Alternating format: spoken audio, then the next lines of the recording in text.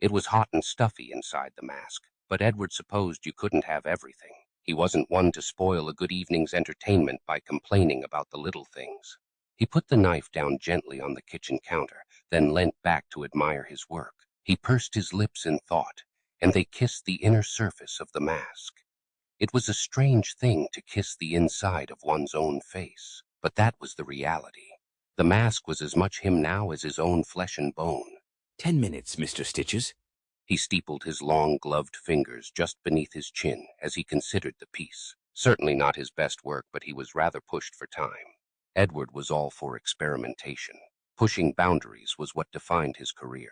It was one of the reasons it had taken them so long to catch him the first time. Every scene he left behind was different instruments, different methods, and different people. He had to admit, however, that this particular experiment had been a mistake. Perhaps he'd simply been caught up in the atmosphere. It was Halloween, after all.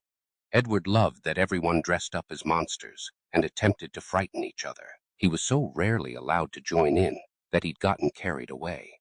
Jack-o'-lanterns were a particular favorite. Encouraging people to be creative with sharp objects was a wonderful idea, and he loved seeing all the fantastic carvings people made with such a simple template. He was forced to admit, however, that pumpkins were certainly a better medium to work with than people. How was a candle supposed to stay lit when she kept leaking everywhere? Maybe if he'd had time to dry her out. He picked up the knife and turned from the kitchen. The apartment was small and open plan, so he could see the whole living room from where he stood.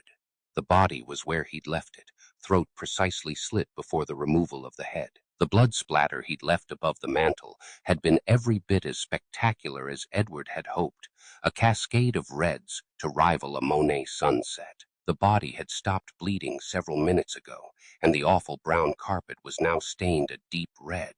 It was a vast improvement. The other victim was still in the bathroom where Edward had surprised her. She'd had no idea that her husband was already dead. He had smashed her skull in against the mirror, and then the sink, and then the toilet cistern. By that point, the body was almost headless, so he'd dropped it onto the floor and arranged the mirror shards into a halo around the absent skull. Edward regretted his lack of time with glass. He'd always admired the work of Simon Berger, but whenever he got hold of a hammer, he got too distracted for such patient work. 5 minutes, Mr. Stitches, said a voice inside his mask. Rollins. Edward rolled his shoulders and eased away some of the tension that voice placed on his neck. Edward was not an overly picky killer. Everyone was the same on the inside, as he'd repeatedly discovered.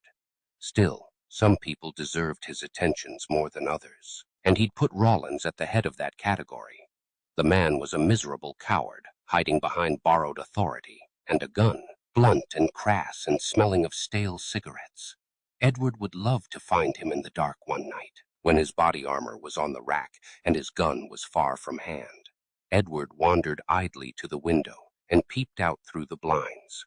It was against the rules, but rules were meant to be tested. He was content to bend them in little ways until he could free himself completely. These were petty rebellions. One had to enjoy the little things. Halloween meant there were people out in the streets, screaming and stuffing themselves with chocolate. Such a shame he was restricted to a single floor of a single building when he could contribute to the screaming. It was a waste of his talents.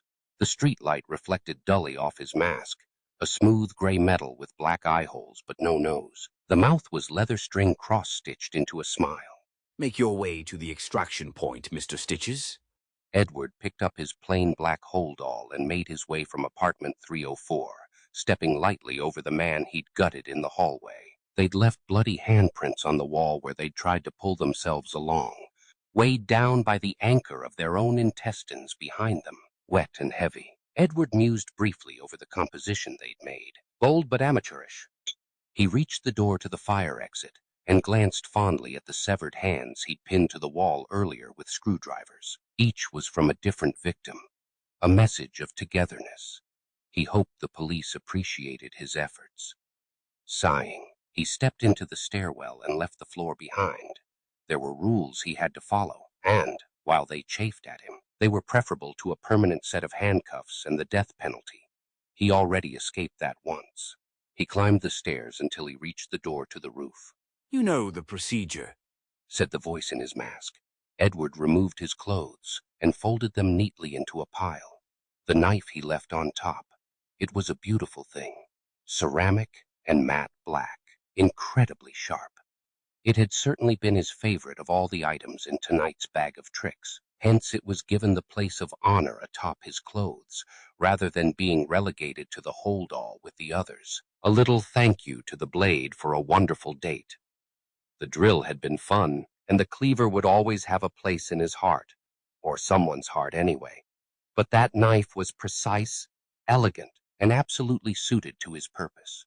Edward considered it to be a perfect fit for him.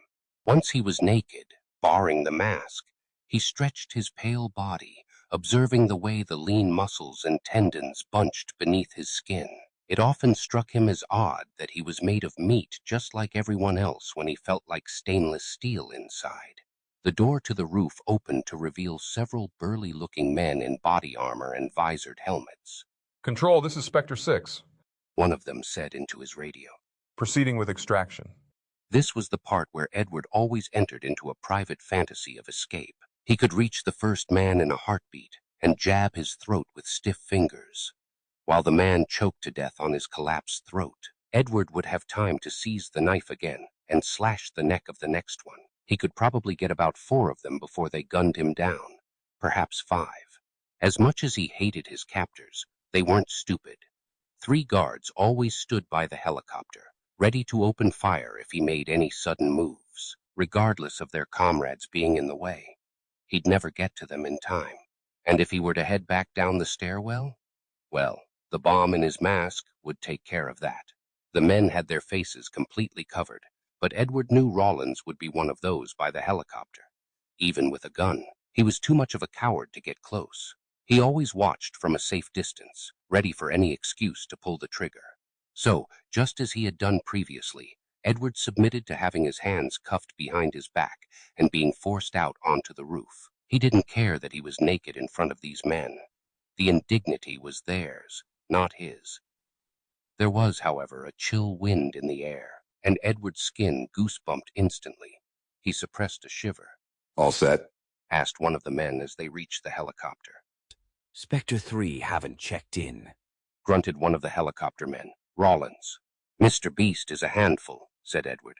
I hear he has to be sedated every time, the poor thing. Edward felt the man behind him freeze. Newbie. Despite Spectre operatives all wearing visors, Edward had learned to tell this latest batch apart. Johnson was the tallest, easily ahead over the others. Antoine stuffed his shoes to seem taller. You could hear it in his footsteps.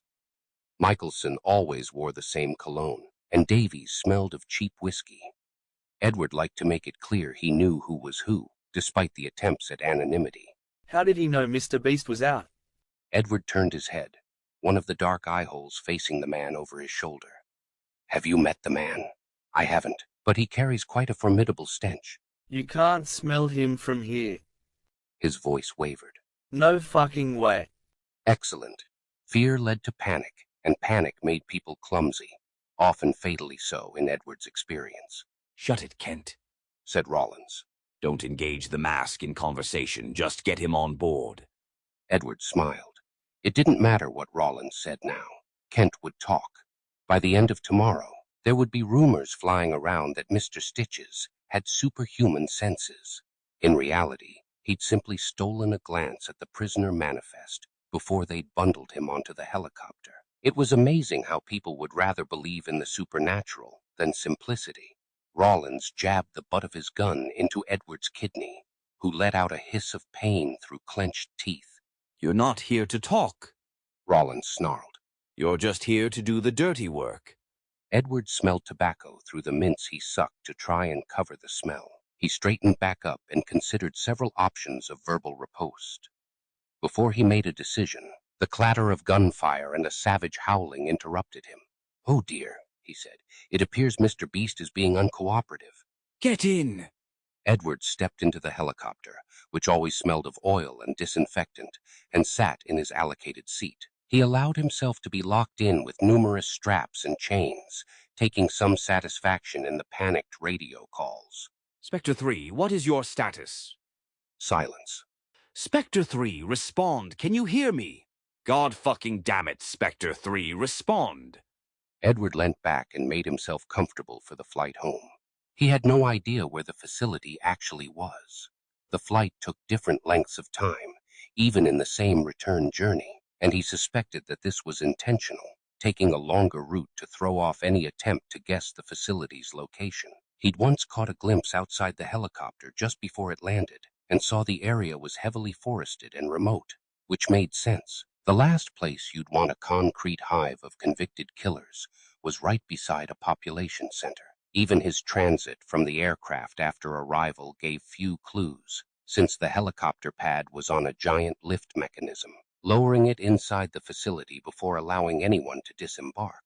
On arrival, they took him out, still blindfolded, and marched him through the facility. The corridors back to his cell were plain concrete, with no windows or distinguishing markings, though that hadn't stopped him memorizing the way. The men were still unsettled as they escorted him to his room. Evidently, there had still been no response from Spectre 3. Edward smiled. How interesting. Hey yo, the lies so that you never make it. Hopeless, so it seems. Eyes closed, hands open wide to embrace your dreams. Sometimes you gotta take a loss just to get the win. Like lots of sin was popping in like oxygen when boxes win. Focus on the mental, never lose like a smooth instrumental. Better choose on the move in a pinto. Choose what I get to, never lose smooth on the move, but it's simple. Never give up and we running it, maybe. We just keep winning, we conquering daily. Envision that pay me, it's never this way. We indigenous, maybe we winning this crazy. Your opportunity. Your opportunity, your opportunity, it's your opportunity, your opportunity.